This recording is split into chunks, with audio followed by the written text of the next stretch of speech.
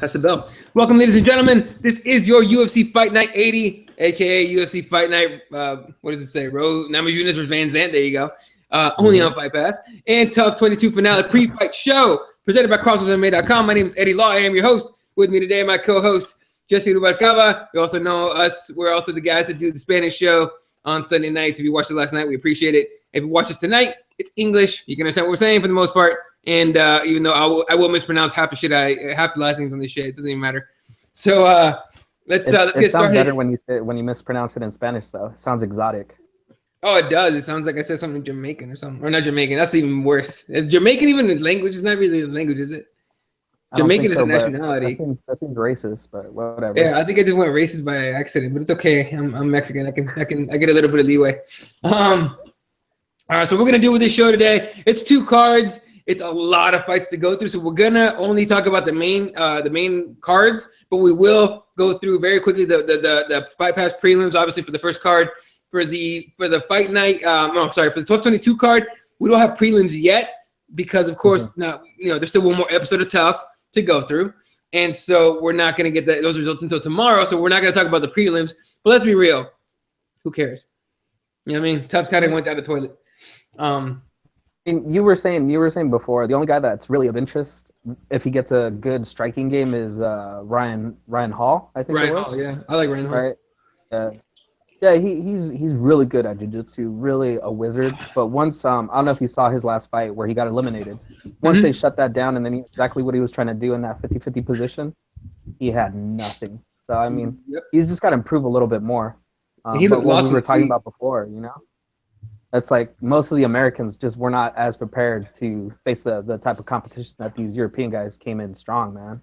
Yeah, and it seemed like the European team caught the Americans off guard like a motherfucker, because just like you were saying before we started, it's like, no, I'm a wrestler, so and so whatever place that I wrestled at, and they thought that was that was gonna be enough, and clearly it wasn't. So they've been getting whooped on.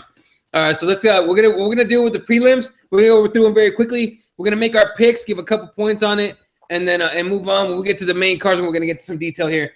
So first fight on the UFC Fight Pass, obviously UFC Fight Night, Namajunas versus VanZant. This is on Thursday night, December 10th. Fight Pass prelims get going 6:45 Eastern, 3:45 Pacific time, with Kaylin, the beautiful, incredibly gorgeous Kaylin Curran, against Emily Kagan. I'm not saying nothing about Emily. I'm not gonna be mean about it, but she's not Kaylin Curran. So easy pick for me, man. I got Kaylin Curran in this one. Emily Kagan, I've never been too impressed by. If you go just by her record, I mean, she's 3-2. So I mean, okay, let me back up on that. UFC has them as Emily Kagan is 3-2 and Kaylin Curran is 3-1. Sure Dog is a different record, obviously. UFC, for whatever reason, changes their records. But the one reason why I'm not picking Emily Kagan, she lost to Angela Hill. That's it. Literally, that's it. That's the only thing I got. Meanwhile, Kaylin Curran lost to Paige VanZant and then got submitted by Alex Chambers, but she's so gorgeous, I really don't care. But this is I give this as a winnable fight for Curran. Not a walk in the park, but a pretty winnable fight. Who you got in this one? Yeah, I got to agree with you. I think Curran's got this. I think she sees the pink slip, with her name written all over it, coming up soon. So I think she's going to be motivated to really it's weird because we've seen some of her skills in I think it was Invicta before that she was in, and she was in some other promotion I believe I saw her in, and she has skills, man. She has really good skills. She has really good abilities. I just don't understand, maybe it's the big show, or I don't know what's been going on with her, but she just hasn't been showing, her true potential. And I think hopefully this fight is where we're going to see, what she's really got. And it almost seems kind of like a toss-up, kind of mean to say that, but I think it's a toss-up for her to really, really hit this out of the park, just because, Kagan, she's had her rough patches, And like you said, losing to Angela Hill, someone with so little experience and so little ring time, Kagan should have been able to win that fight. She has more experience than she does.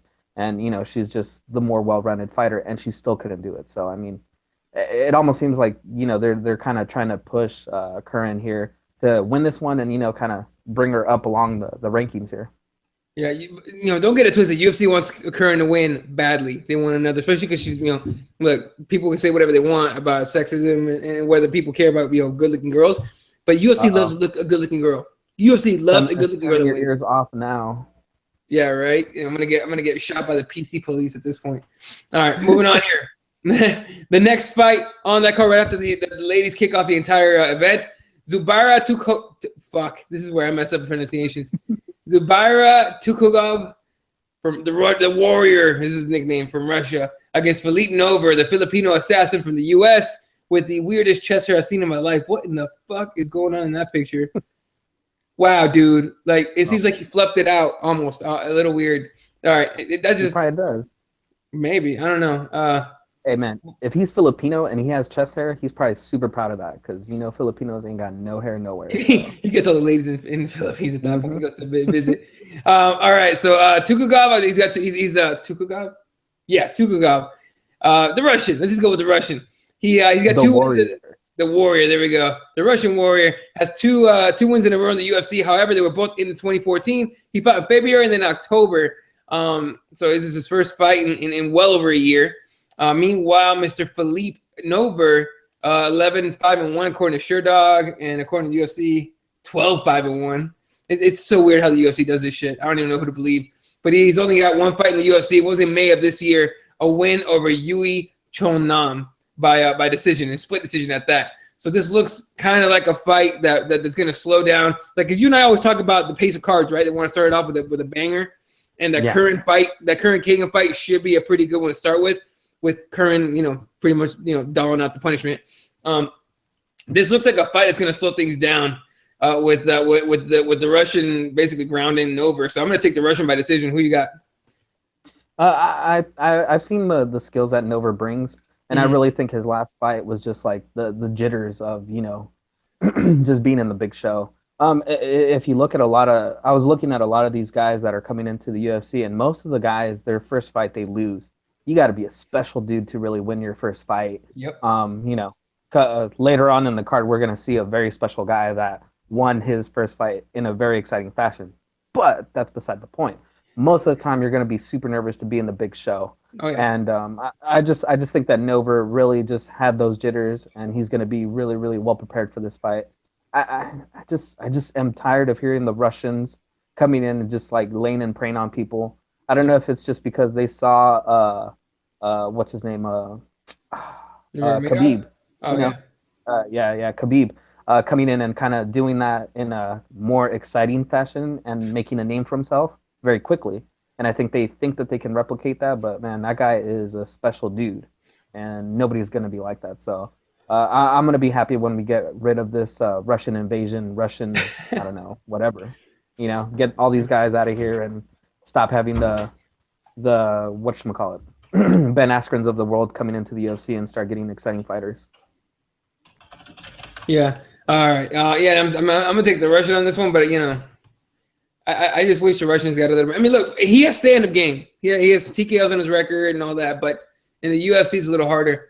Anyway, so I'm gonna take the Russian by laying and pray, but still. Problem, though. That's the other problem. You look at these guys that have like good records coming into the UFC, and then you look at the guys that they fought, and they're all like, you could almost call them tomato cans, really.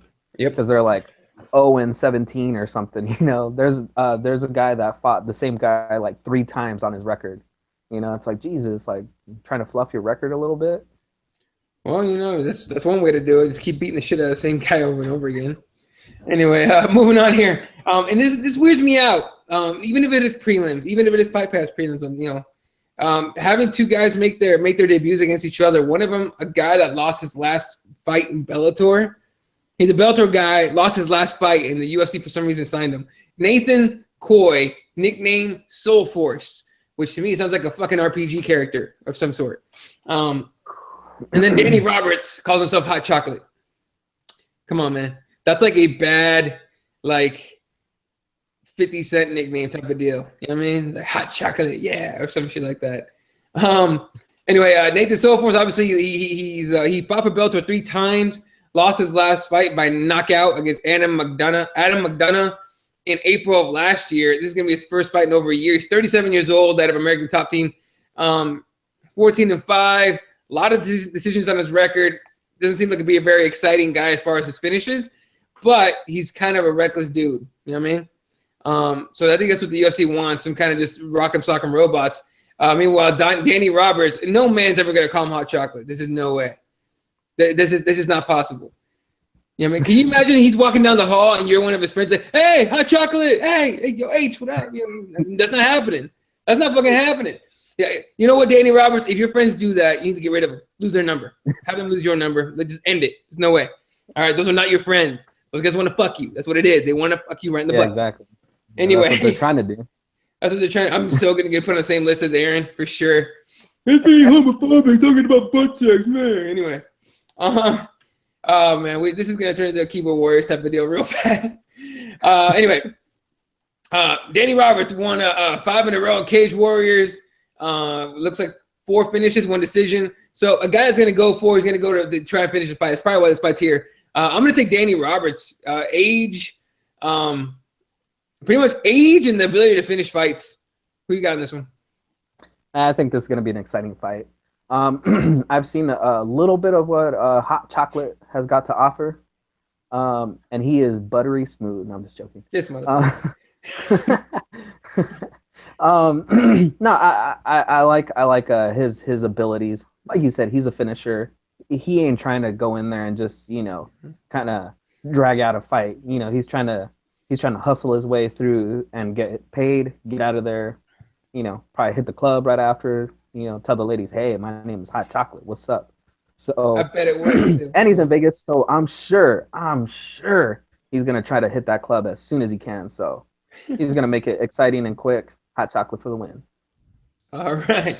Move on to a fight where I think you and I were talking about it yesterday. It's actually kind of under the radar, but not a lot of people talking about it.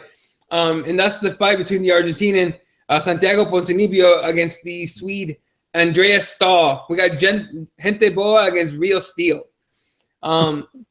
Yeah, Real Steel. God damn it, dude! Somebody that really shitty movie. That was an awful movie. That was an awful movie with Wolverine. What's his name? The Wolverine guy. Hugh Jackman. That dude. Yeah. Anyway, Ponzinibbio's got 11. Yeah, Ponzinibbio's got 11 TKOs on his record. This dude's fun to watch. He's a tough dude. He's 2-2 in the UFC, coming off a loss against Lawrence Larkin by TKO. But a lot of people kind of shit on Larkin a little bit. I don't know why. Larkin can fight. He's just not I guess the highest caliber guy you're looking for, right? And Andreas Stahl has mostly decisions on his record, coming off a decision loss against Gilbert Burns, in July of last year. So it's been over a year and a half this guy's fought. You know what I mean? So he's going to be super rusty, I think. So it's hard for me to even give Andreas Stahl a chance. I'm going Ponzinibbio right here by TKO. Who you got? Yeah, I mean, it looks like we're going to agree on a lot of these fights. I honestly think Ponzinibbio is the guy that's going to be the future of this division. He looks like he has a brighter future than most of these guys. He looks like he's improving little by little. You kind of wish he would improve a lot more, but got to start somewhere, man. He's exciting. He got put on our radar when he fought. I forget who he fought, but I know it was a really exciting fight. And I mean, you're gonna take losses. You got to be a really extremely gifted athlete to not take a loss coming into the UFC. So, and like you said. Honestly, if you look at most of these cards coming up here, a lot of these guys have been off for over a year, man. You're looking at long layoffs coming back. So you're going to have a lot of people with ring rust. You're going to have a lot of people that maybe have a name value, but they don't have, they haven't been in there. They haven't been getting just getting that time in the octagon. So that's going to be trouble for a few people. And like you said, I think this is what's going to cause Stahl to really stall in the octagon. That'd be a better nickname for that dude instead of Real Steel.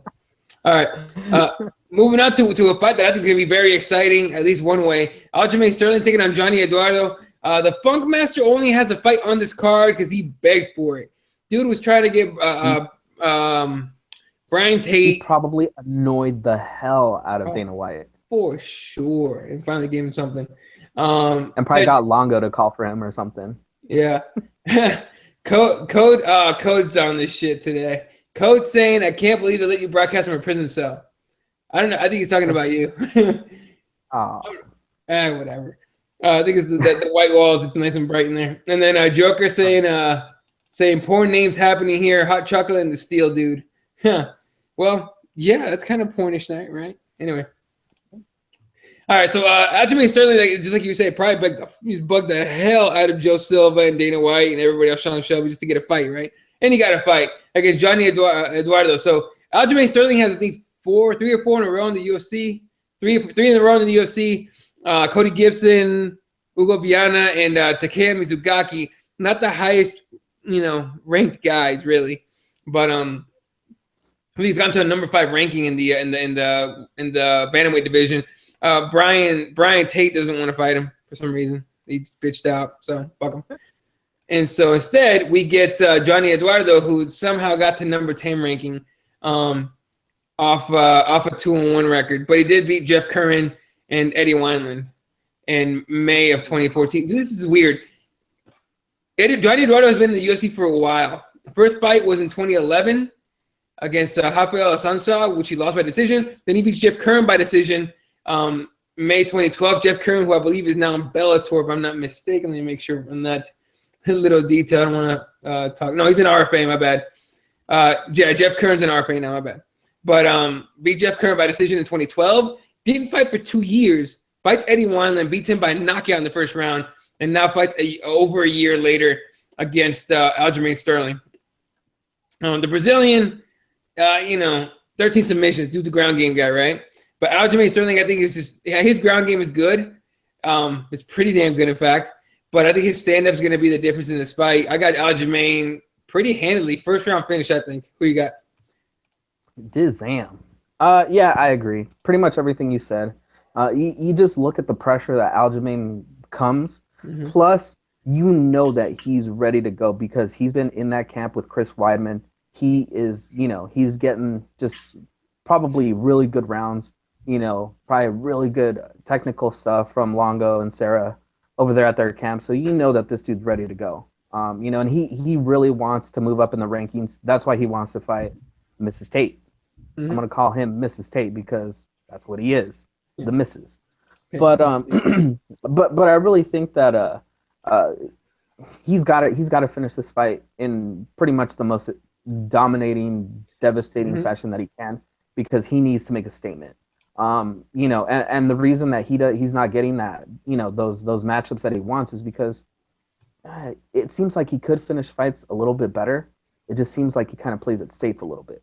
He puts pressure, but he's kind of a little safe, and you can see it, that he could hit that extra gear, finish the fights. And that's what he needs to do in this fight to really, put his name out there, grab the mic, say some stupid crap, call out hot chocolate. I don't know, do something. Why not? Fuck it. Fucking hot chocolate is never gonna leave the show ever. All right, moving on. One of the guys from the very first season of TUF Brazil, I think he actually won TUF Brazil. Antonio Carlos Jr., aka Cara Zapato, against King Kevin Casey, who has been busted for PEDs already in the last year. I think this might be is this his first fight back? I think so. Last fight, no, he fought in July of this year, so that was his first fight back. Yeah. Again, he got Eldemar Alcantara, beat him by decision. He I don't know what happened against Bubba Bush, but that got overturned when he popped hot for whatever he popped hot for. But he trains at Black House, so if you guys know Anderson Silva's strength guy, he might have given Casey one of those some of those blue tie dick pills that screwed Anderson Silva. So anyway, Kevin Casey, 3 knockouts, 3 submissions, 3 decisions in his win record, but he's been knocked out 3 times. All losses that he has are by knockouts. He's not, I think he won the fight against Bubba Bush, if I'm not mistaken. Otherwise, he wouldn't have overturned it. So if you say he beat Bubba Bush, he's got 5 wins in a row, right?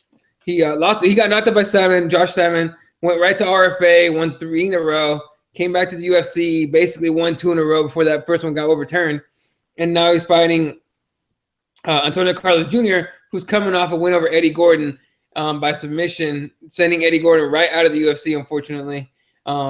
Mm-hmm. The before. truck. Yeah, the truck got trucked the fuck out, and then Patrick Cummins beat him by decision. Mm-hmm. I thought Patrick Cummins was gonna run through him. I really did. I thought Patrick Cummins would for sure be able to TKO him on the ground, land some ground and pound and finish him, and he wasn't able to. He had to win by decision, and I'm leaning Carlos Zapata right here. I'm taking Antonio Carlos Jr. By anything at this point. Who you got? Mentioning poor Pat Cummins, Mm-hmm. I think we're overrating this guy a little bit. I think we need Probably. to, pump the brakes on him a little bit. I mean, they gave him Glover Teixeira. Come on, man. Yeah. Come on. I get that he's advancing. He's winning the fights that he needs to win. But man, that was a step up for him.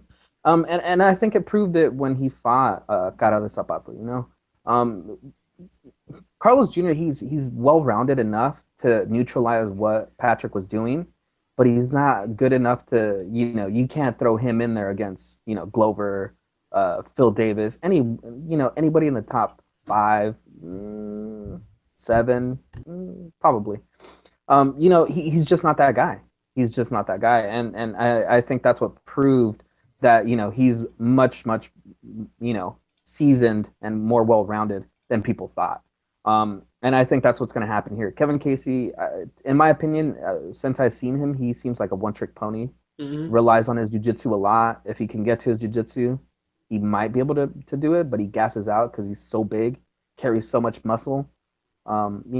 He's just, I don't know. It's almost like he's from a bygone era where muscle and strength and jiu-jitsu would win you the fights. And I think that's not what he needs here. And I think he's going to get mauled by Carlos Zapata. So Yeah. Antonio Carlos Jr. Yeah. winner. Should win it pretty easily, I think. But Yeah, probably. yeah. And then Kevin Casey, of course, is a hard weight cut. As we know, during the show, he wasn't able to compete because he had kidney problems. He was cutting either incorrectly or just cutting too much weight. So, Or he didn't have the Tide Dick pills to help him out. seriously, man, we need to get some blue Tide dick pills, man. Apparently, it helps everything. It helps all your shit. And it helps with the ladies on top of it. All right.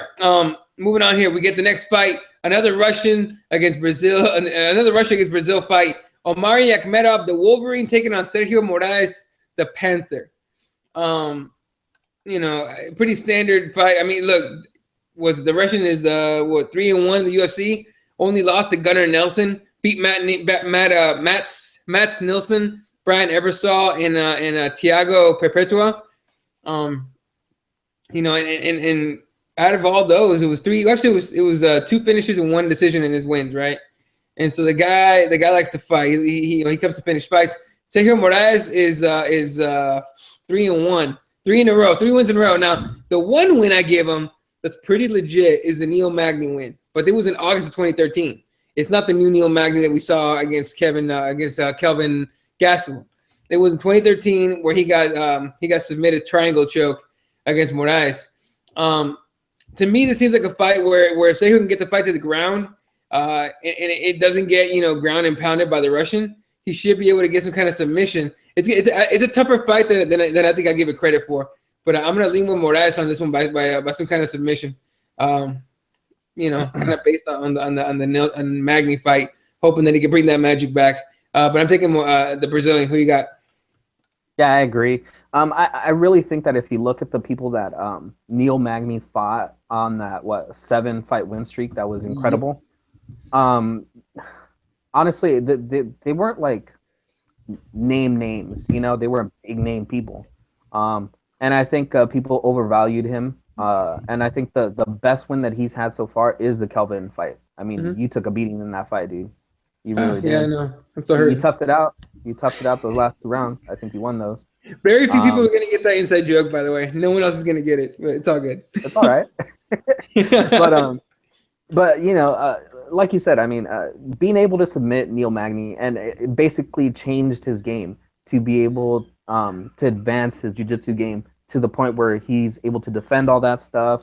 Now he's more comfortable on his feet because he knows that if he gets taken down, he's not a fish out of water like he was before. You could see the difference and his confidence growing. Of course, he ran into, who was it, Damian Maia, who pretty much, unless you're like, the best of the best, you're probably going to get beat by that guy. So, I Mhm. mean, it happens. Moraes win. The Russian is probably going to get submitted here. All right, and I forgot to tell you, Nick actually sent me his picks. Really quick, he takes Kellen Curran, taking Nova over to Tukugov, taking Roberts over Coy. We even talk about that fight. Probably. All right. Then he's taking Stahl over Ponzinibbio, which I highly disagree with. Taking Aljamain Sterling. He's taking Kevin Casey, so he's getting brave, and he's taking No, yeah, I see what it is. I see what it is. because he's I see almost what black. it That's is. why. Um, Got to stick together, man. Hey, look, if you guys haven't seen Nick Pilecki, am I surprised? He's actually Mexican. He's not black at all, but he looks blacker than any. He looks about as black as anybody I've ever seen. So, he gets mistaken all the time. And they take it Akhmedov over Moraes on this fight. All right, moving on to what do they call it, the feature prelim. And actually, this should be a pretty good fight. Tim Means, the Dirty Bird, taking on Doomsday John Howard. I guess it's a little better on the nicknames because if you nickname yourself the Dirty Bird, you're kind of an honest dude at that point. Meanwhile, Doomsday, you just try to be a tough guy. But Tim Means, we just saw him lose to Matt Brown in July by guillotine choke, and he basically made a mistake, I think, against Matt Brown, right? So we didn't get to see all of that Tim Means could bring in a fight against a guy like Matt Brown. He had 4 in a row before that in the UFC. Against Perpetuo, against the other Lyoto Machida, his name's Marcio Alexander. They fucked his Reebok screwed his fight kit too, didn't they? I saw that. Yeah. Then he beat Diego Lima in February and George Sullivan in April before losing to Matt Brown. So Tim Means is kind of a zombie. He just comes forward and he doesn't stop. Stomp forward. Meanwhile, John Howard he's got some heavy hands. I like seeing him throw punches, really do. But he goes to decision a lot, like a hell of a lot. First fight in the UFC against Uriah Hall. That fight that Uriah Hall just would not pull the trigger, and he won a split decision there. And it wasn't really a great decision then. I actually thought Hall should have been able to edge that one out. Then a win over CR Bar, fuck that last name, at UFC 168. Something like that. Something like that's a weird last name. And then before he lost 3 in a row, we thought for sure he was going to be gone. He lost 3 in a row, one against Ryan LaFleur, then Brian Ebersol, and then Lawrence Larkin before finally beating Cathal Pendrith via split decision in the most righteous, horrible decision ever done. And thus bringing the end or starting the end of what we know as Pendrith. Don is going to hate you for that. I don't give a shit. He's not watching. And if he is, sorry, Don. Anyway, we need to start doing a new. Kellen Curran went and got some fucked up chest tattoo on her chest. Shake my head, says Joker. Dude, I still think she's hot. Chest tattoo and all. She's fucking hot. Any day I'll take her. I don't give a fuck. I'll just tell her to wear something up to here when if I take her to mom, or if I take her to my parents' house because they don't like tattoos. But other than that, fucking she could be fucking topless all day for all I care. In front of me only. Anyway, fucking Tim Means, John Howard. It's kind of a toss-up. Feminists, his Twitter handle is right down here. Send hate mail right there. Elo31, go ahead, send it over. I'll start tweeting you meninist shit. That Twitter handle at meninist is fucking hilarious. All right, it really is. Anyway, stop hating on Kalen Curran, Joker. The fuck. Anyway, so Tim Means against John Howard. I kind of think of a toss-up. It'll be entertaining as fuck. But I'm leaning John Howard by like devastating knockout.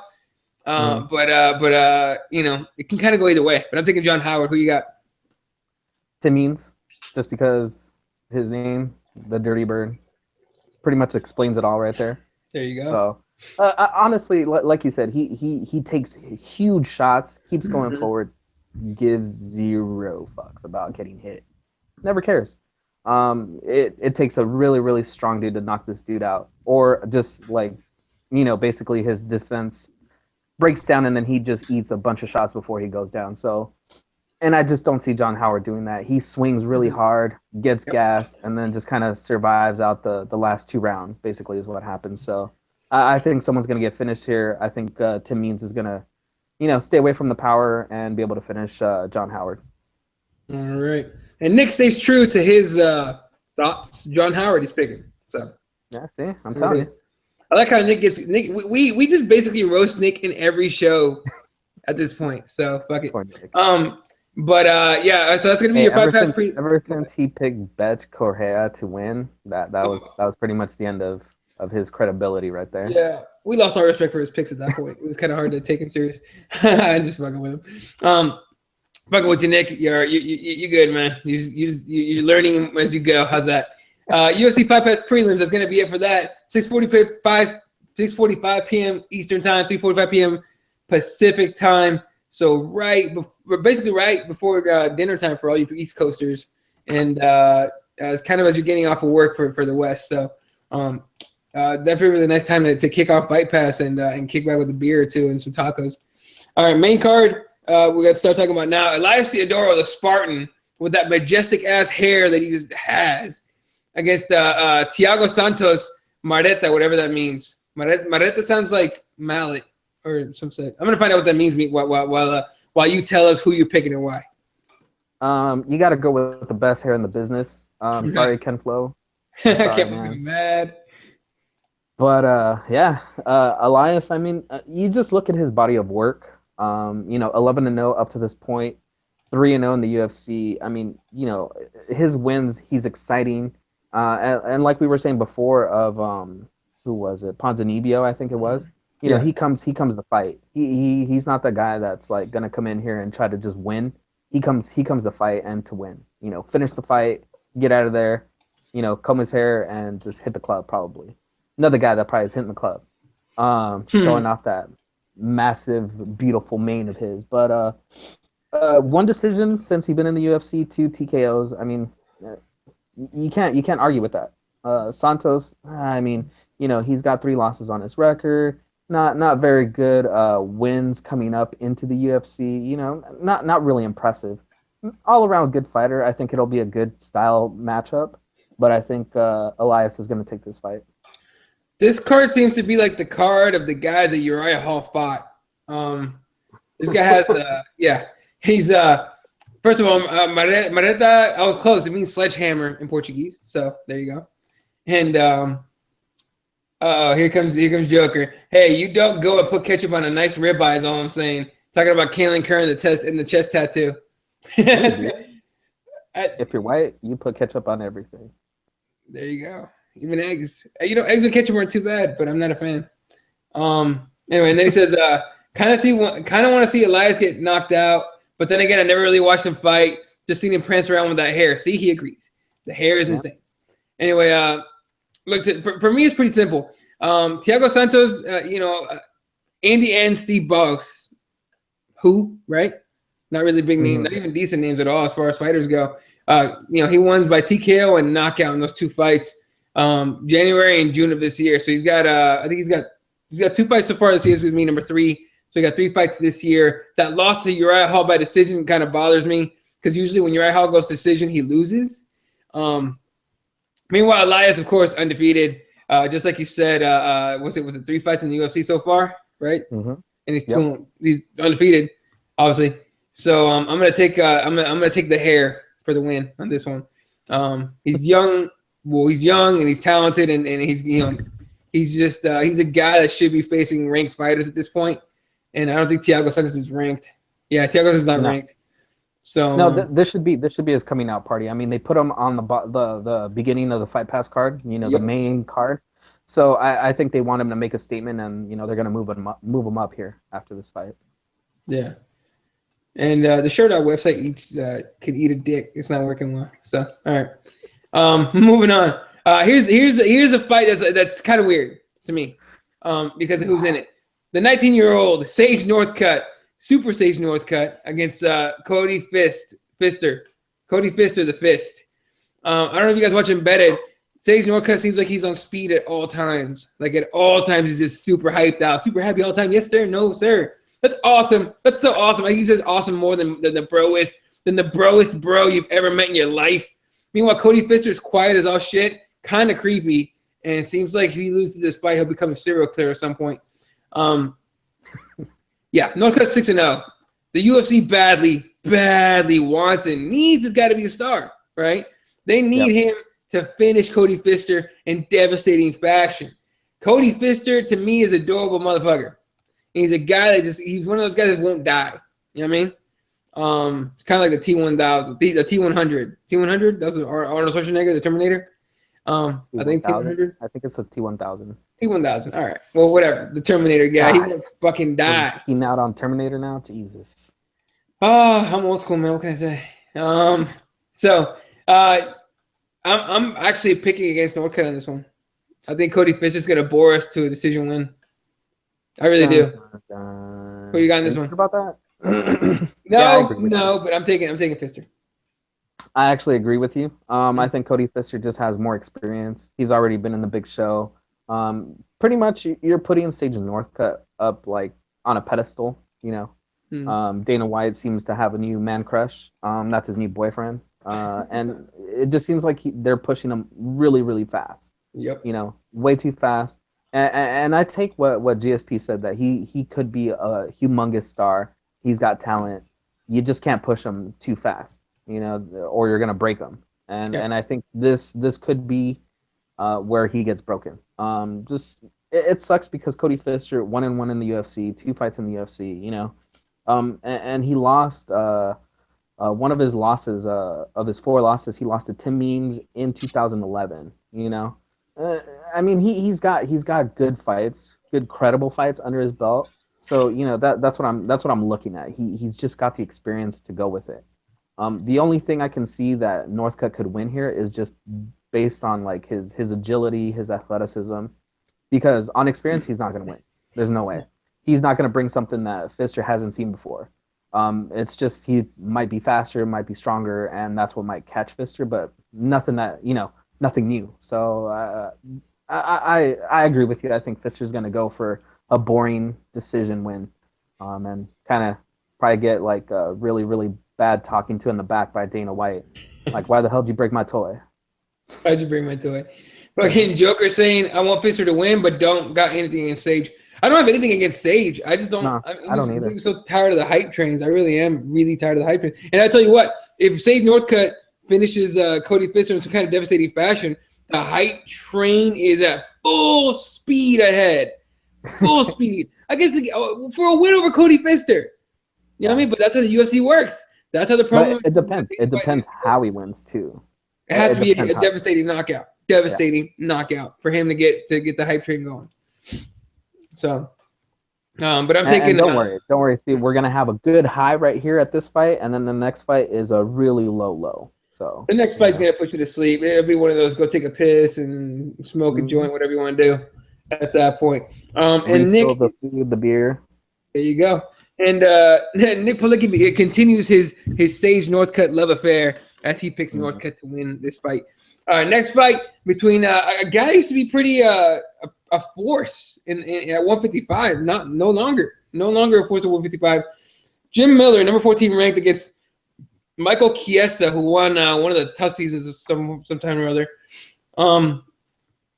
This fight is gonna be boring as all hell. I hate to say it, I really do. I'm not looking forward to this fight at all. I don't expect anything from either one of these guys. It's hard for me to pick, but I am going to go with Chiesa, just kind of the youth factor. Less miles, less experience, mind you. But Jim Miller just got finished by who just beat Jim Miller not too long ago? Nah. I had to pull up that dude's. Hold on, there it is. Cool. So there you go. Sure, dog. Fix your shit. He got head knocked out by Donald Cerrone, which is kind of expected. But Neil Darius finished him by decision, but then he kind of bored us to death against Danny Castillo and won the split decision on that one. At 32 years old, but he's got 40-year-old, 45-year-old miles on him, you know. So he's fought a lot of people. He's fought the names in that division in the UFC for the most part. So I just don't expect anything else from him. I really don't. So I'm gonna take Michael Chiesa just on being a more evolved fighter, a little bit of younger fighter. Mind you, I don't like Michael Chiesa for shit. I really don't. Yeah, I agree with you. I don't know, man. I think Jim Miller, if he can win this fight, I mean, he might as well just call it good after this, because it's just looking really bad in there. and he gets beat up every single fight. He's another one of those guys when I think we were talking about somebody else last week or the week before, how we just don't want to see these guys get beat up anymore. Yeah, it's sad. Oh, it was Diego Sanchez who we were talking about. We don't want to see these guys get beat up anymore. Yeah, like, I mean, we've seen them kind of like grow up in the sport, become stars, kind of falter a little bit, get back in there and, win a couple fights, and you cheer for them. And then, they get to this point where you're just like, just kind of maybe just go train, people go be a coach or something. Just, I don't want to see you get punched in the face anymore like that. So I just hope Chiesa, he's pretty well-rounded. I don't know. I just don't like his look, his way that he is. I don't know. There's something about him. I didn't like him on his season of TUF. He didn't impress me, but he won, and it was like, how the hell did he win? And it was basically he just bored people to death. I don't know. He needs to figure something out. He needs to really become a more exciting fighter. He's got the skills. He's very well-rounded. He could, submit you. He could box you up, on the feet. He could do it all, but he just, I don't know. It's like he puts it in first gear and just kind of cruises along. So, Chiesa for the win, but it's not going to be nice. Yeah, Joker agrees with it. He's taking Chiesa, but he doesn't care much for the fight either. And I'm not saying that Chiesa needs to be a rock and talking robot, just bleed, bro, none of that shit. No, just if you're going to take somebody down, try to improve your position. Go for a finish of some sort. Don't just lay and pray on somebody and think you're going to win by points just because you got beat that way too, So, I hope the best for both of these guys. I really do, especially Jim Miller. But I'm hoping I'm dead wrong about this fight and it's exciting as all hell and then just throw all fucks out the window, but I don't think it's going to happen. So, we're both taking Chiesa, and Nick is going against this entire card. He's taking Miller. So, taking Jim Miller, which I would not be mad at all. All right. No, yeah. It'd be a good win. Exactly. Now we get to the main event, a fight that could possibly give you the next contender at 115 pounds, which would be kind of weird, but I have a decent point that I heard just recently about the possible winner. Number 3, Rose Namajunas, Thug Rose, taking on 12-gauge Paige VanZant, number 7 ranked strawweight. It's a very interesting fight. I didn't expect it to come this early, though, because obviously Paige was supposed to fight who got injured that she's supposed to fight? Jojo Calderwood. Oh, yeah, Jojo got busted, I think her elbow or her knee or something like that. And she went from pretty much an easy fight for Paige to a more questionable, a little tougher fight, right? With Rose. Now Rose is Depends on who you're picking. Exactly, it was true. Rose is 3-2, coming off a submission win over Angela Hill. Obviously, Angela Hill is mostly Muay Thai, mostly striking, kickboxing, whatever you want to call it, that she did. But she had she lost to Carla Esparza in I think the first title fight at 115, and lost to Tisha Torres and Invicta by decision. I didn't agree with the decision, but whatever. Anything about Rose? Rose, 23 years old. She's basically just as young as Paige. Paige is 21, and Paige has four wins in a row, 3 in the UFC. The one that I think was her coming up party that nobody really paid attention to was that fight against Felice Herrig. Because Felice Herrig came into the UFC with a lot of fanfare. In fact, in that fight, a lot of people were picking Felice over VanZant. And when Paige VanZant was able to win that fight, that's kind of when the hype train started, right? And then she fights Alex Chambers, beats her by armbar in the 3rd round. And so she's pretty, trains with Alpha Male, trains with Uriah Faber, blah, blah, blah, blah, blah, blah. And now she's a huge star, especially since Rousey lost. So Paige VanZant's one of those girls one of those fighters that pressures you and comes in just kind of throwing wild punches. Like, I don't know what it is about her that makes me think for training an alpha male, her technique's not garbage, but it's not good either. I can't say I'm impressed at all with her striking technique. You know what I mean? She comes in really, really wild, and it's almost like she wants to overwhelm girls. And I think that's where Rose is going to have an advantage of some sort. While Rose does fight pretty emotional, you know what I mean, and can get overwhelmed, I don't think she does. I think she learned a lot from that the Carla Esparza fight, and I think she's going to show us a new Thug Rose Namajunas in this fight. So I'm picking Rose, but like I said before, we started the show. If Rose wins, it's going to be by a little bit, right? And if Paige wins, she's going to just trounce Rose Namajunas. but I'm picking Rose by that little bit. I really am. But who you got in this fight? Look at the losses that Rose has. It's the girls that push forward, take you down, and just kind of make it a dogfight. Yeah. And that's exactly what Paige VanZant does. True. See, and I was just thinking about this. You know, the big knock on Rose is that she's got good jiu-jitsu, but she can't work off her back. She gets taken down. It's kind of almost like a fish out of water, turtle on its back, whatever analogy you want to use. You know, she just doesn't look comfortable in those positions. She tries to adjust and move and try to sweep and all that stuff, but it just seems like if someone knows positioning well enough to, you know, not get swept, not get caught in something, they're just gonna beat her face in. And I think the problem is she's surrounded by people that kind of have the same idea. Pat Barry hates wrestling. You think Pat Barry's gonna be like, yeah, go wrestle? He's gonna be like, nah, you don't need that. Oh, come on, he's got a toe to wrestle. No, he hated wrestling. No, he did, yeah. You know, and that's the thing. You know, it worries me that, you know, she might be surrounded by people that, you know, are like, yeah, no, you don't need wrestling. You just, you know, you keep it on the feet. You can knock them out. You know, you can use your jiu-jitsu to make it exciting, blah, blah, blah. She needs to work on her wrestling. And this is going to be the big test for her. Oh, we don't know.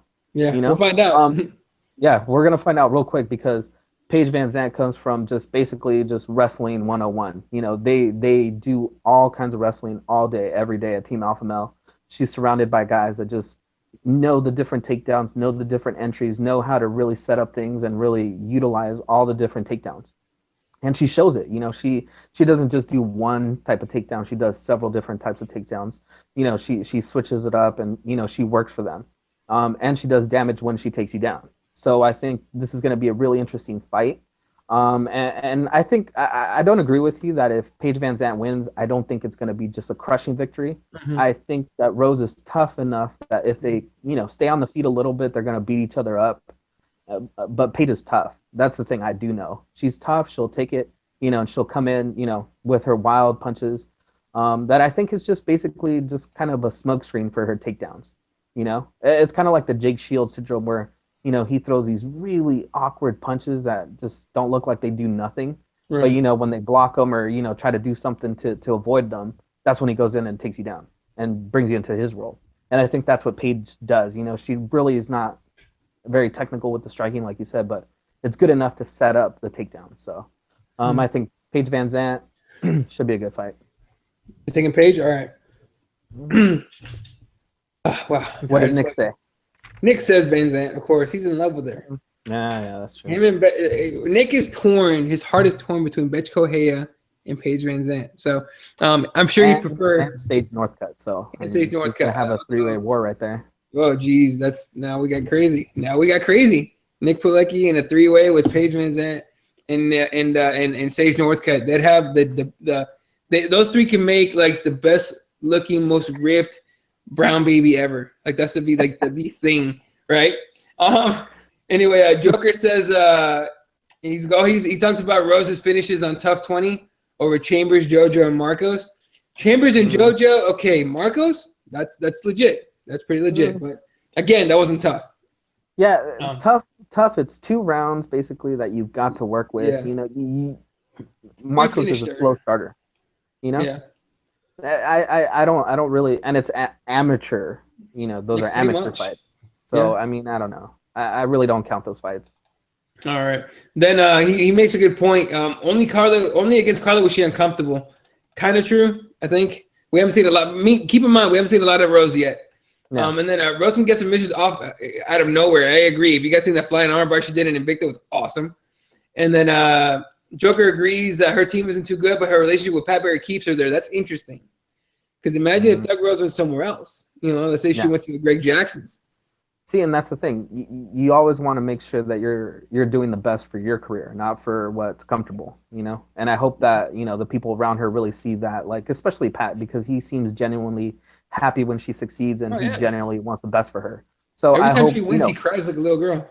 I hope he does what's good for her and he's bringing in, or he's encouraging them to bring in good wrestling people, you know, for her to really get that time in. Yeah, no, definitely. Mike Jarvis talking about Miller, saying Miller will win by submission, and Paige is going to shock the world. Wouldn't I be don't know how shocking. shocking it would be though, but it could be like if she knocks Rose out, like Rousey over Correa type of knockout, or Holly over Rousey type of knockout, that would be pretty damn shocking. All right, because you don't expect that shit If to that's what he happen. means, then hey, man, that you might as well place that bet now. That'd be legit. You know what? I'm thinking about that one now. All right. So that's gonna do it for our UFC Fight Night 80, aka UFC Vegas, whatever they're calling it. Rose against Paige VanZant. UFC Fight Pass prelims begin at 6:45 Eastern 3:45 Pacific. Then 10 p.m. Eastern, 7 p.m. Pacific is the main card. All on Fight Pass. Just turn on Fight Pass and just sit back and relax, have some fun. Then let's move on here to the other card we're gonna talk about. Keep in mind, TUF 22 is not over yet. Wednesday night is the last episode, I believe. And that's when we're going to find out what the rest of the fights are. So we have 7 fights so far on this TUF 22 Ultimate Fighter finale. That's going to be on Friday, December 11th. The main card starts at 10 p.m. Eastern, 7 p.m. Pacific. The prelims is probably going to be the same time as the prelims and on the Fight Pass card. But those will be more than likely on FS1, if I'm not mistaken. Yeah, I think they're on FS1. So yeah, let's just. I kind of don't really care to talk about all the fights. But let's just go real quick. Joby Sanchez against Gene Herrera. Herrera's nickname is La Pulga, which translates to the tick. I don't know. I don't know very much about either one of these guys. What do you think of this fight? I'm picking Gian just because his fight against Ray Borg was really exciting. He's an exciting guy, prospect, young guy. 8-1 against Joby Sanchez, 7-1. Joby Sanchez lost a decision to Wilson Reese. Horrible fight that it was. Yeah, it is. So, you just got to go with Herrera. A little bit of the Mexican spirit coming through. I think he's got this. Definitely. Now that you remind me of Ray Borg, the Mexican Devil, if I'm not mistaken, is his nickname. Yeah. That was a good fight. That really was a good fight. I'm going to go with you, man, Herrera. Now that I remember that fight, that was a good fucking fight. All right. Next fight, we get the heavyweights, Gabriel Gonzaga taking on Konstantin Erokin, the Russian Bear. Again, it's heavyweights. You're just looking for a knockout. You're looking for a devastating finish. Gabriel Gonzaga coming off. Well, he's lost 3 in a row. Coming off the TKO against Crow Cop. Before that, got TKO by Matt Mitrione, and before that, decision loss against Steven Miocic. Gonzaga's kind of on his last legs at this point, right? And he's kind of got he basically has one shot to win. Meanwhile, the Russian seems to be a knockout machine. He seems to be a knockout machine. He has like 8 knockouts, something like that on his record. 8 knockouts, 1 decision. Yeah, 2 losses. And he looks like he's all kinds of roided out, which makes me feel kind of concerned of Gonzaga. If you guys see the picture of Erokin on SureDog, that's not natural. That's not possible. Look this shit up. It looks scary, right? So hey man, he's probably wrestling bears over there in Russia. I don't know. Yeah. You know what? I'm gonna pick the Russian by just devastating knockout, and then that's gonna get overturned by the NSAC, and then he's gonna get suspended and cut from the UFC. Meanwhile, Gonzaga's gonna get one more pity fight because he got knocked out by a Jew's head. So I don't know who you got. I agree with everything up until you said Gonzaga gets a chance. Gonzaga gets a chance. No, I think Erokin is going to win this fight. Knockout. Gabriel Gonzaga, three loss. Mm-hmm. And who he's losing to. He decisioned Miocic. Yeah, he did. I mean, that's actually a good fight that he had. But then it's just a slide after that. Matt Mitrione, not the best heavyweight. Pro Cop was on his last leg, knocked him out. Not a very good way to go out. So I think this is his last chance to do something. I just think they're kind of serving Gonzaga up. So Erokin builds his name off of Gonzaga. Yeah. Yeah, true. But even then, the dude looks juiced to shit. He looks juiced to the gills, man. That does not look real. You know what I mean? He not only that, he looks like he skipped he looks like he skipped ab day. He looks like he might have skipped bench press day. I haven't seen his legs, but I wouldn't be surprised if he skipped leg day too. He just works, arms, shoulders. He curls that don't do shit. I mean, he has no weightlifting. Doing curls doesn't do anything for you. Okay. Other than you're better at doing this shit, all right? No, you look good on the beach though. You can flex that beach? muscle. You can point to certain things like this and stuff. Where's the bathroom? Over there. Show me your vagina. Basically, at that point, Joker weighing in on this. Heavyweight is really going down the drain. Most fighters there at the top are mid-30s at the end of the career. That's a problem. Yeah. Very few young guys at heavyweight. I really don't know why that's the problem that we have, and it sucks because you're looking at your champion. He's what, 36? 30, isn't we're doing 38, 37, something like that. I'll find out for you. Yeah, he's pretty old. Kane, he's not young anymore. He was young. He's like 31, 32. Yeah, I think the only guy that was under 30 was Stefan Struve at one point, right? Awful. I mean, Joker's right. We really have a problem there. I think we need another, like, the next 3 seasons should be all heavyweights just to see, like, if we could find some heavyweights to kind of fill in, because, I mean, you've got 2 more years on most of these guys. Heavyweights just take a lot of damage, get knocked out a lot. And even a champion, man. Yeah. What, the most that someone's defended is 3 times the belt? I mean, it's just a rotating door at the top, so. Exactly. Now, although Verdum's 38 years old, but look at the names that he's beat in this 6-fight win streak that he had. Kane. Oh, shut up. Kane, Mark Hunt, Travis Brown. That's legit. Don't hate on Travis Brown. That's a legit fucking win. And Antonio Nogueira, Big Nog, basically, and then Mike Russo, whatever, and then Roy Nelson he beat not by finish, but he didn't get knocked out. Full credit for that. And that was all after that embarrassing ass loss against Alistair Overeem. That was some embarrassing shit. Huh? Mike Jarvis. Mike. What do you say? They need to bring in Tyson Fury to make heavyweight exciting again. He's not even being serious, but that is funny because Tyson Fury's full of shit. He wants to fight Kane, and Kane would murk him. I would love to see Tyson Fury against Fabricio, though. Not because of the striking, because Fabricio would laugh at him while he submits him. Like he would get Tyson Fury in his guard and just fuck with him. You know what I mean? Not like he would put him in a submission and not finish it on purpose, and then put him in submission again and not finish it on purpose. You know what I mean? Just to mess with him. But he's right. Yeah, heavyweight division is in trouble, and they need new blood. Yeah, even Joker said it. We need new blood in heavyweight. And he makes a really good point. I was about to say that right now before he did.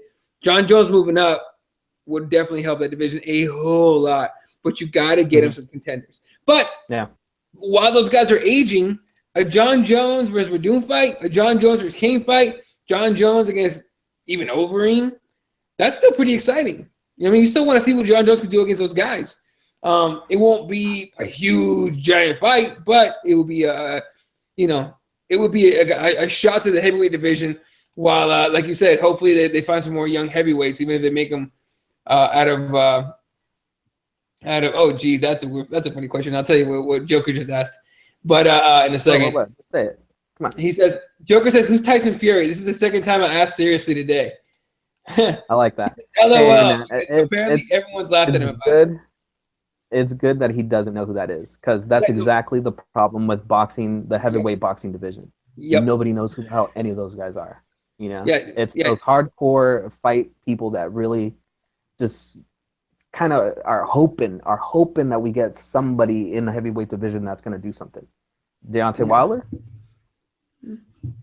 Definitely. No, here's the thing, though. The only reason people know Vladimir Klitschko is because one of the Klitschko brothers put a baby in Hayden Panettiere. I think he did. He did? Okay, he put a baby in Hayden Panettiere, and every man was devastated when they saw that she was married. So, because she is just fine beyond anything. Anyway, we got to get back on point here. Her husband would kill you if he heard you say that. Yeah, right, dude. All I got to do is talk shit to him, tire him out, move around in circles. He's up as Batman at the press conference. Yeah, exactly. He's not going to throw a punch. You see how he lost that fight? He didn't throw punches. He's not going to hit me. Fuck him. I told you, man. He had a lot of things going on in his life that I'm telling you. He's a good fighter. He's really smart. It's just outside influences mess with your head, man. Especially when you got some dude that thinks he's Batman, then sings for his girlfriend that horrible Aerosmith song after he wins. Hey, you got to give Tyson Fury this. The guy has balls. Okay. Yeah. Joker says also, since all these lower weight divisions came into the UFC, mainstream fans have seen the technicality and skill in the lower divisions than mindless slugging like in the heavyweight division. And this is, oh my God, I put a baby in Hayden, lucky bastard. Who wouldn't put a baby in Hayden any day? However, she did get into postpartum depression and all that shit, so tread lightly. And then Mike Jarp saying Jones will be dominating heavyweight soon enough. I agree. All right, let's get back on track here onto the card. Up next, number 13, featherweight Tatsuya Kawajiri, the Crusher, taking on Jason Knight, the Kid. We need to work on these nicknames, but regardless, what's his name? Kawajiri is 34 and 8. He's got plenty of experience. Dude has seen basically everything, but he is 37 years old, coming off a decision win over Dennis Siver in June. But before that, he hadn't fought since losing to Clay Guida in April of 2014. All right.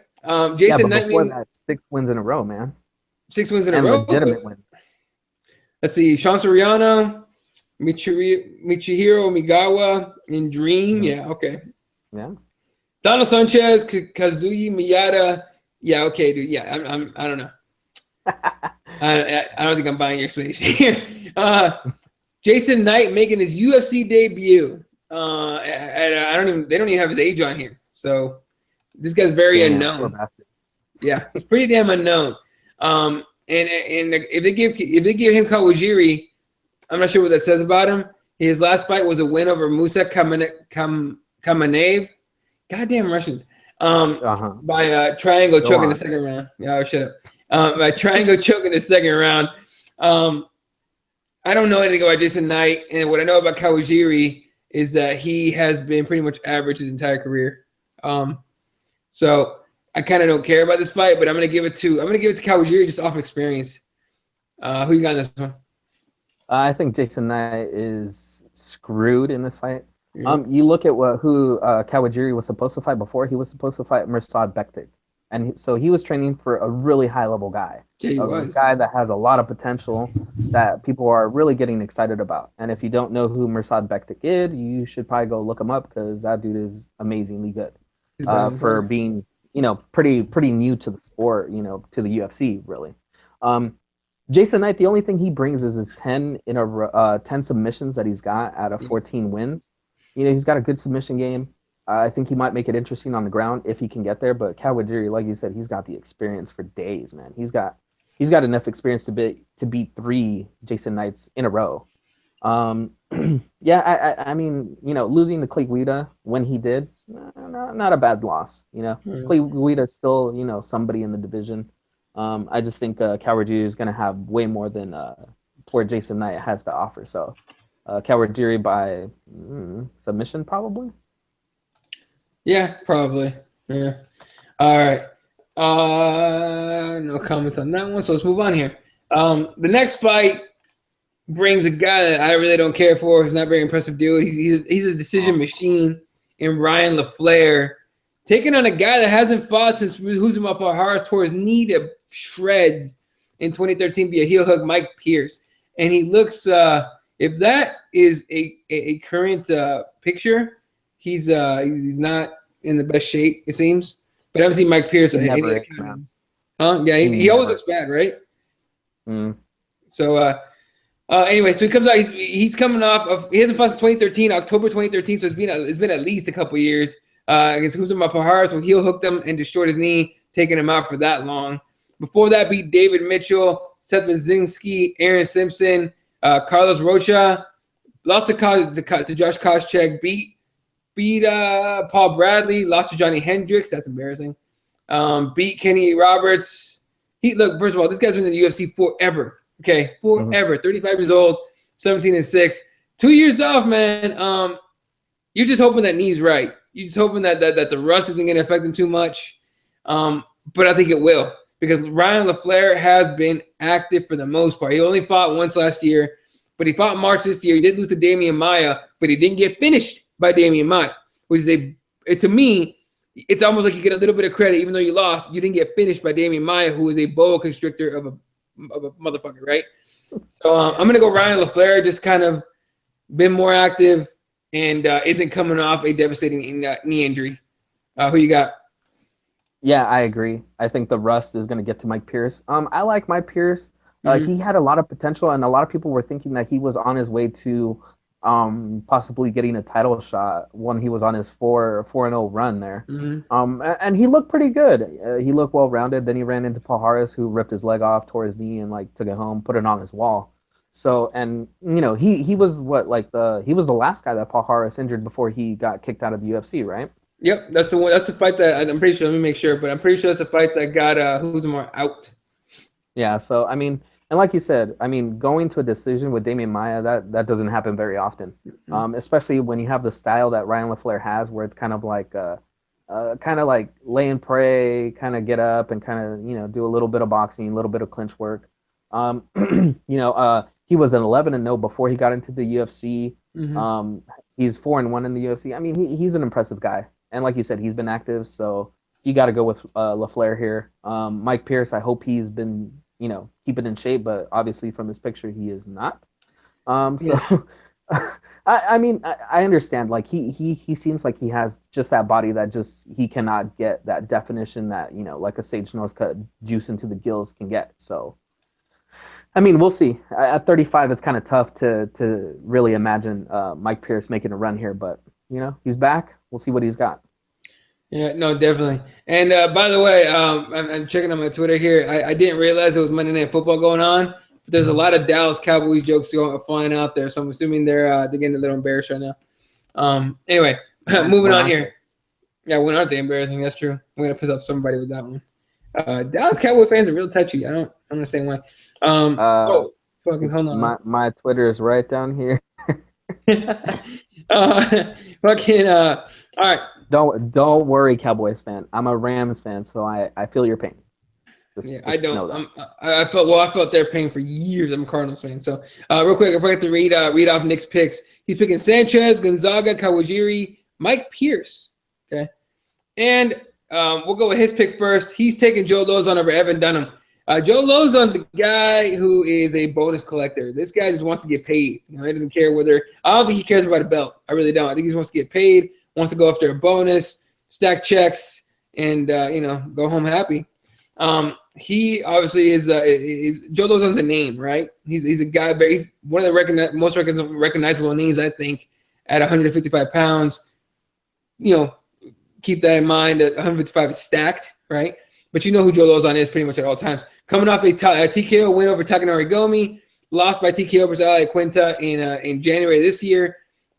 Beat Michael Chiesa and Mac Danzig in 2014 and 2013, respectively, and then lost to Michael Johnson and Jim Miller in 2013 and 2012, respectively. So, not the most consistent guy.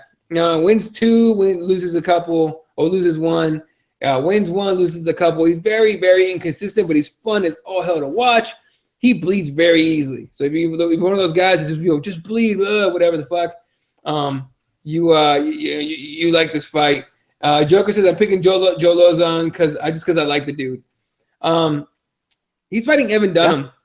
He's fighting Evan Dunham, who, if I remember correctly, Evan Dunham fought Ross Pearson last. And instead of what everyone was hoping for and expected, which is the standout war, he did what Ross Pearson didn't want him to do, and he took his ass down and won a decision fight. But if he takes Joe Lozon down, Joe Lozon he's not a punk on the ground. Jiu-jitsu is his game. So what does everyone want to do? More than likely, I think, is keep it on the feet. I think he's going to try to keep it on the feet, and it's going to be I think Evan Dunham wins, but I think Joe Lozon takes a check home again for fight of the night. I'm hoping. I take it back. Wow. I'm picking Joe Lozon because I like Joe Lozon too. No. I'm going with Joker. I like Joe Lozon. No. I'm taking Joe Lozon. I'm gonna write an angry letter to Joe Lozon and tell him how you picked against him. Oh, anyway, I'm taking Joe. I don't give a fuck. Go ahead. Yeah, I agree with you. Pretty much everything that you outlined right there. Joe Lozon, he just comes in and he's exciting. If you're a fight fan and you like to see those just dragged out, snot coming out of people's noses, blood everywhere, you're probably a Joe Lozon fan. That's just what it is, He's never in a boring fight, and if it's boring, it's not his fault. He's trying to make it exciting. And that's why he's so inconsistent, because he tries to make things exciting. He tries to go for things You know, and one of those losses was a head kick that was just nasty from Showtime Pettis. Yep. You know, and that's because he was standing with Showtime and, you know, trying to make a fight out of it. He got caught, but I mean, you know, that's just his style. And I think Evan Dunham is not ready for that style of fight. Evan Dunham is a more methodical guy. He just wants to really piece you apart, really, you know, he doesn't mind if he gets busted open and stuff, you know, which is going to make this fight really exciting. Both of these guys don't mind getting punched. Honestly, that's what it looks like. I'm going to go with Joe Lozon. I think he's got this fight. Yeah. No, and I agree. What the hell? Now people are saying that this football game is getting crazy. Okay, a good game on Monday Night Football between two garbage teams. Who cares? Honestly, it's like watching the best. Never mind. I will definitely get put a list on that one. I'll tell you after the show.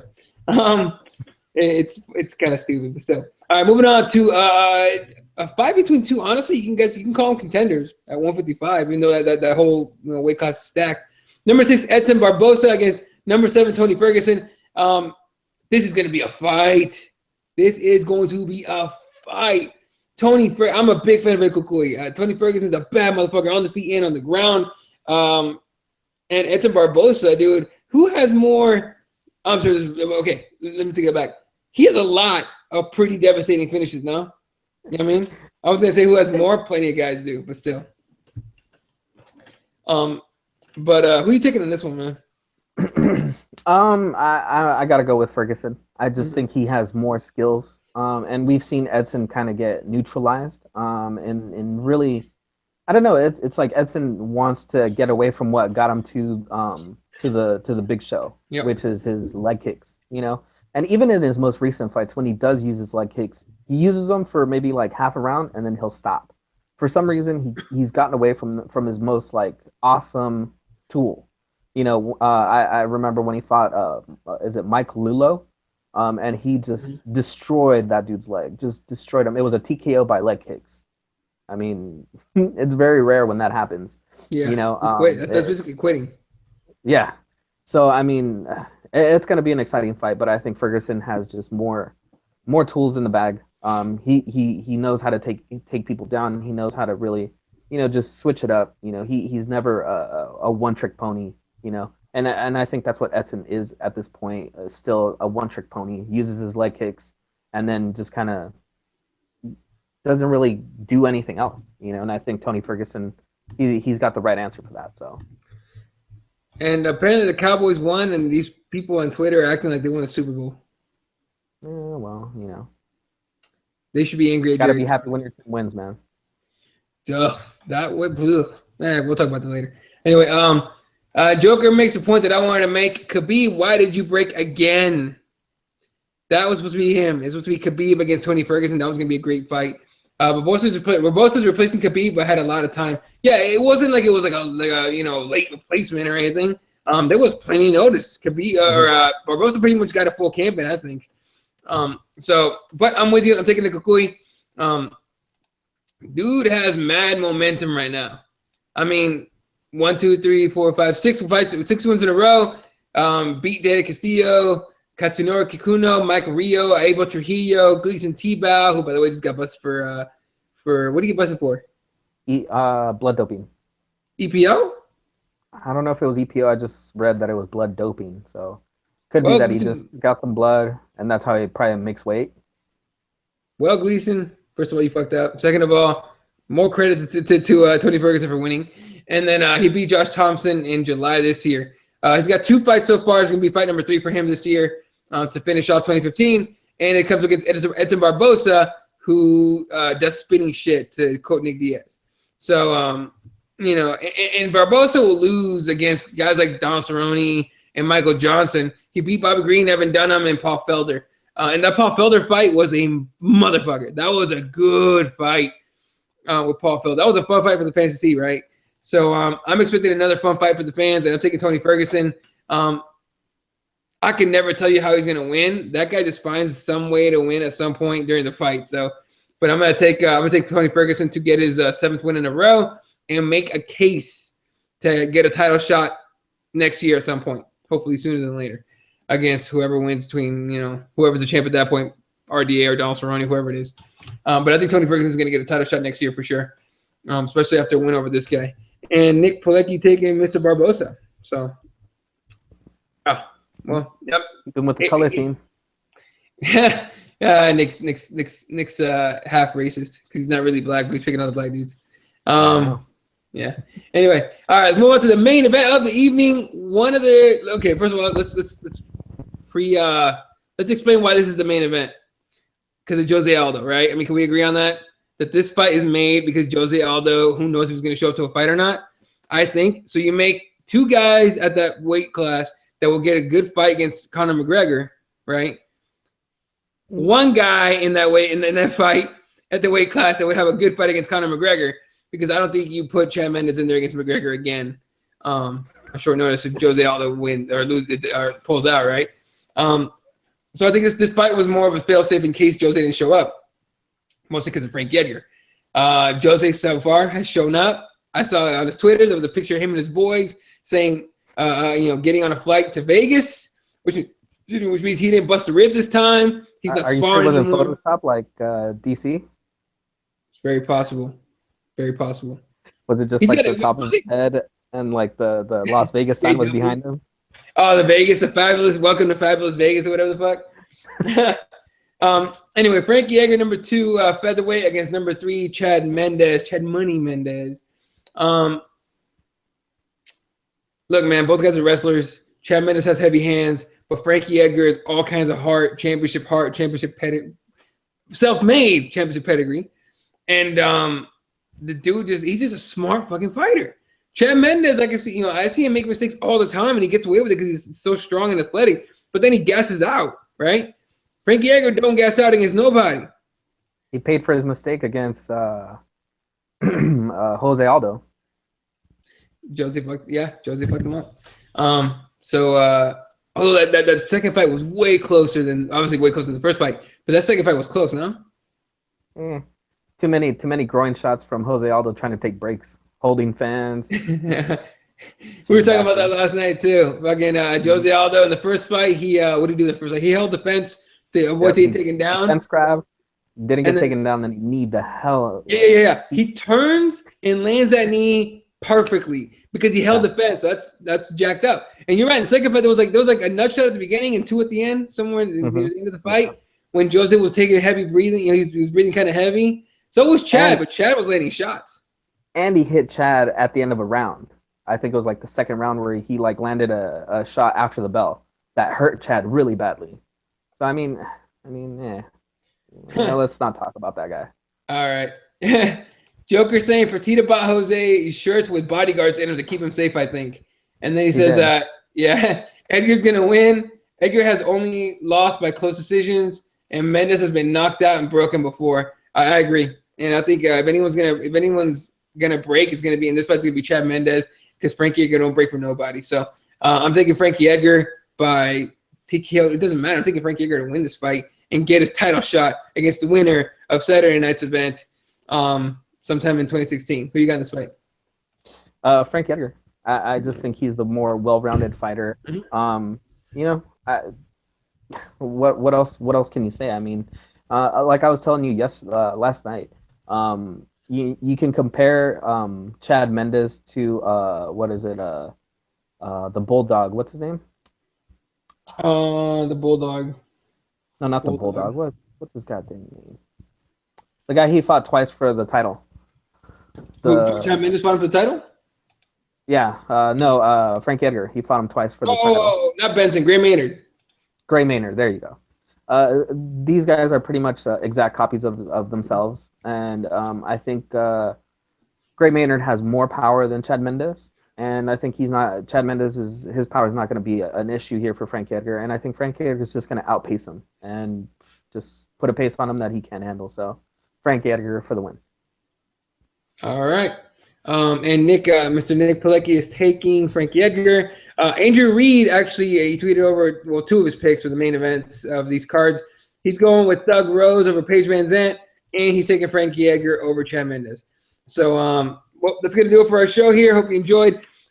We will be back on. Whoa, what's up? Oh yeah. Go ahead. Sorry. I gotta do this Go before I forget. ahead. So for the people that like to bet and stuff, I looked around and saw the best. There's two prop bets on each one of these parlays that I picked, and then there's the best bets that I think that some of these guys have the best chances of winning. For UFC Fight Night 80, I went with four-way parlay. You got Tim Means in there, which I think he's a live dog to win his fight. Michael Chiesa, which we both agreed that he was probably going to win his fight. And then they got two prop bets. They've got the Kevin Casey against Carlos Jr.